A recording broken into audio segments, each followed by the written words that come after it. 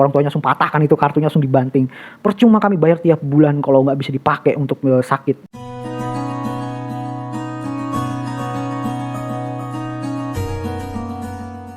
Halo sahabat sehat, apa kabar semuanya? Saya Aib Impact. Hari ini kita mau ngobrolin tentang asuransi kesehatan yang banyak digunakan oleh orang, yaitu BPJS Kesehatan. Saya membuat video ini tidak bermaksud untuk menyudutkan pihak BPJS atau menegatifkan pemikiran orang tentang BPJS. Saya sendiri pengguna BPJS, keluarga besar saya pengguna BPJS. Saya sebagai pengguna BPJS Kesehatan merasa amat sangat terbantu dengan adanya BPJS Kesehatan ini. Kenapa merasa sangat terbantu? Karena BPJS Kesehatan ini adalah salah satu asuransi kesehatan yang penggunaannya itu sangat mudah dan tidak susah.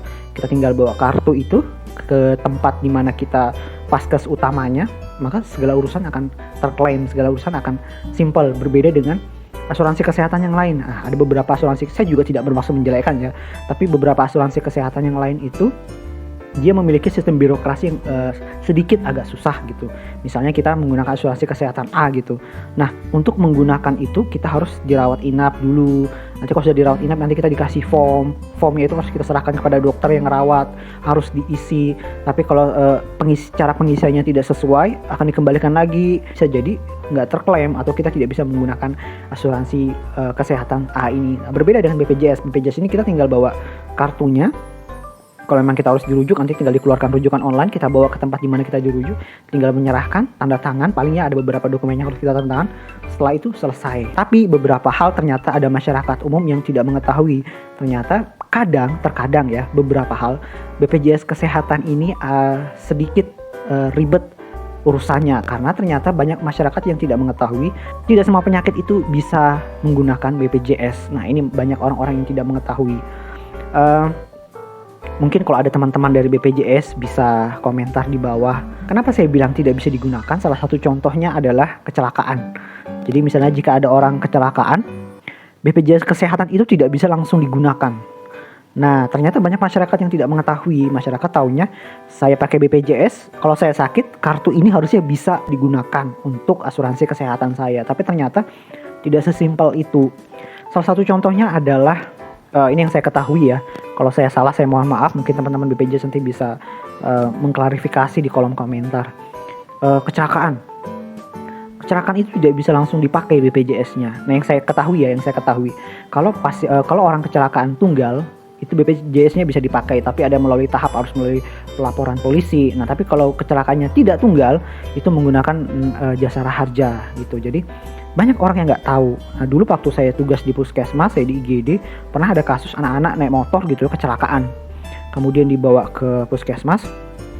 Ya, kami menyampaikan, Pak, ini tidak bisa digunakan kartu BPJS-nya karena kasus kecelakaan. Orang tuanya langsung marah, orang tuanya langsung patahkan itu kartunya, langsung dibanting. Percuma kami bayar tiap bulan kalau nggak bisa dipakai untuk sakit. Nah, jadi gitu. Jadi ternyata masyarakat itu tidak mengetahui penggunaannya, kemudian bisa digunakan untuk kasus apa aja tidak diketahui. Jadi saya berharap teman-teman di BPJS itu bisa memberikan penyuluhan atau informasi yang lebih aktif lagi ketika ada kunjungan masyarakat ke kantor BPJS gitu ya. Karena biasanya yang jadi sasaran empuknya, karena yang biasa memberi informasi BPJS bisa dipakai atau tidak bisa dipakai itu adalah petugas kesehatan yang di lapangan, petugas kesehatan di puskesmas, petugas kesehatan di klinik ataupun di rumah sakit. Mereka yang menyampaikan, Pak, ini nggak bisa digunakan, Pak, ini bisa digunakan asal begini. Nah, kebanyakan mereka langsung merasa bahwa puskesmas ini, klinik ini, rumah sakit ini yang mempersusah mereka, padahal memang aturan dari BPJS itu seperti itu. Jadi saya berharap untuk teman-teman di BPJS bisa lebih memberikan informasinya lagi kepada masyarakat, terutama pada saat ada kunjungan masyarakat ke BPJS itu bisa dipakailah waktu untuk itu. Pak, ini kartunya bisa digunakan untuk kasus ini bisa digunakan untuk dalam keadaan seperti ini. Nah, kebanyakan yang menjelaskan itu adalah petugas kesehatan di lapangan. Nah, sekarang ini kan ada isunya, ada beritanya di mana kelas BPJS sudah dihapuskan. Saya sendiri belum tahu bagaimana cara pembayarannya. Kalau dulu kan ada pembayaran kelas 1, kelas 2, dan kelas 3 itu berbeda. Nah, sekarang katanya sudah disamaratakan. Saya nggak tahu sistemnya seperti itu kayak apa. Karena sampai hari ini, 14 Juli ini 2022, saya sendiri masih membayar secara kelas. Tapi nggak tahu ya nanti ya kedepannya seperti apa. Nah, ini mungkin perlu lagi disampaikan kepada masyarakat agar masyarakat itu paham nanti sistem pembayarannya seperti apa, hak-hak yang diterima oleh pasien apa gitu ya. Nah, itu perlu diketahui, perlu masyarakat mengetahuinya. Kemudian yang tidak diketahui oleh masyarakat lagi adalah BPJS Kesehatan itu hanya bisa dipakai di Vaskes utama. Jadi maksud saya hanya bisa dipakai itu ada kartunya, saya datang ke tempat Vaskes utama, saya kasih kartunya, itu bisa dipakai. Tapi kalau saya tidak ke Vaskes utama, nah itu tidak bisa terpakai kecuali ada rujukan. Nah, banyak masyarakat yang tidak mengetahui. Misalnya saya ini punya kartu BPJS, saya mau berobat ke dokter penyakit dalam, saya nggak bisa langsung datang ke rumah sakit, langsung saya mau berobat ke poli penyakit dalam, langsung saya kasih kartunya, nggak bisa. Saya harus melalui tahap yang namanya rujukan bertahap. Saya harus ke Vaskes utama. Vaskes utama itu biasanya puskesmas, klinik. Nah, dari Vaskes utama ini baru mengeluarkan namanya rujukan online. Itu pun rujukannya adalah rujukan berjenjang. Jadi dari Vaskes utama itu biasanya ke rumah sakit tipe yang terendah dulu. Misalnya kalau di tempat saya ini tipenya misalnya tipe C dulu. Nanti kalau dari tipe C tidak ada dokternya, bisa ke tipe B gitu ya. Atau kalau nggak ada lagi bisa naik ke tipe A gitu. Atau nggak misalnya dokter yang dibutuhkan di rumah sakit tipe C ini nggak ada, jadi bisa langsung ke tipe B, seperti itu.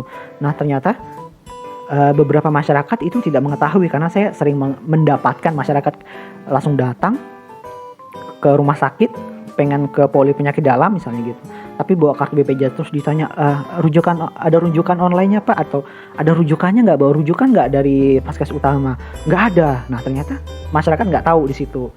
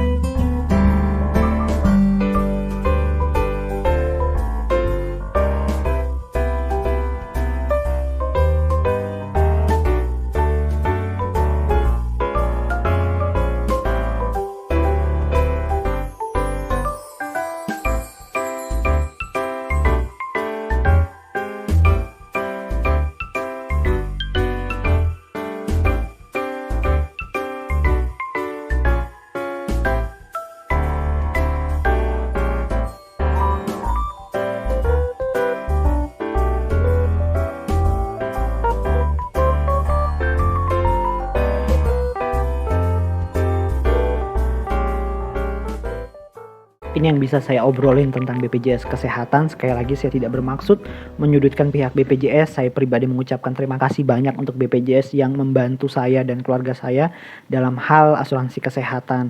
Sukses terus untuk BPJS. Jangan lupa klik subscribe, like, dan komen, serta share video ini agar video ini dapat bermanfaat bagi kita semua. Saya Ayub Impact. God bless you nonstop.